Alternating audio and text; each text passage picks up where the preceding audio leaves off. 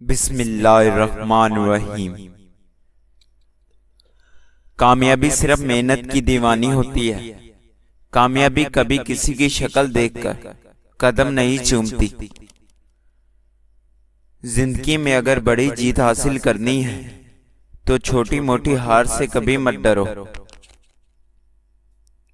میں نے زندگی میں ایک ہی بات سیکھی ہے کہ انسان کو تب تک کوئی نہیں ہرا سکتا جب تک وہ خود ہار نہ مان لے۔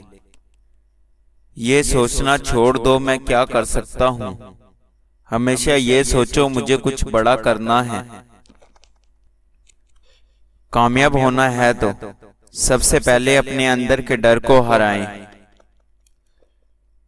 لوگ تمہاری راہ میں ہمیشہ پتھر پھینکیں گے، اب یہ تم پر ہے کہ تم ان پتھروں سے کیا بناتے ہو، مشکلات کی دیوار یا کامیاب کا پل۔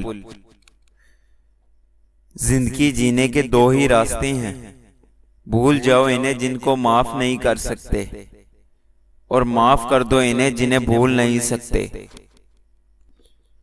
صحیح راہ پر چلنا تھوڑا مشکل ضرور ہے، پر اس راستے پر آپ کو کوئی گرا نہیں سکتا۔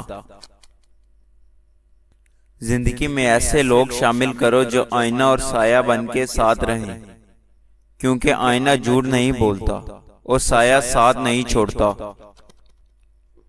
جس کی کامیابی کو لوگ روک نہیں پاتے اس کو بدنام کرنا شروع کر دیتے ہیں۔ زندگی میں اگر برا وقت نہ آئے تو اپنوں میں چھپے ہوئے غیر اور غیروں میں چھپے ہوئے اپنے دونوں ہی چھپے رہتے ہیں۔ کل کی فکر مت کرو، جس رب نے آج تک سنبھال لیا وہ آگے بھی سنبھال لے گا۔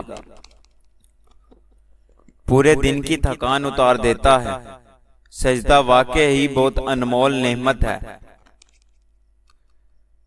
مومن کو مال کی نہیں، اعمال کی، نفس کی نہیں، روح کی، دنیا کی نہیں، آخرت کی فکر رہتی ہے۔